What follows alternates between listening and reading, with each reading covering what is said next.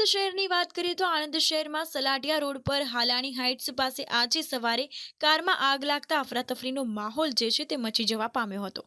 તો હાલાણી હાઇટ્સ પાસે રહેતા અનિલભાઈ ઈસુભાઈ વોરા આજે સવારે પોતાના પરિવાર સાથે બહાર જવા માટે કાર સ્ટાર્ટ કરી રહ્યા હતા અને અચાનક કારમાં આગ ભભૂકી ઉઠી હતી। તો જોતજોતામાં કાર બળબડ સળગવા લાગતા અનિલભાઈ સહિત કારમાં 3 જણા સવાર હતા તે ત્વરિત કારમાંથી બહાર નીકળી ગયા હતા અને સલામત સ્થળે ખસી ગયા હતા।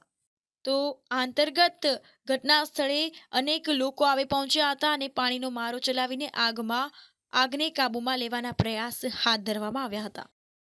Narendrabhai Pandya, fireman, Anand Fire and Emergency Services, right now early in the morning, Halani હાઇટ્સની પાસે સલાટિયા ફાટક પાસે અનિલભાઈ ઈસુભાઈ વોરા I10 એમની ગાડી હતી।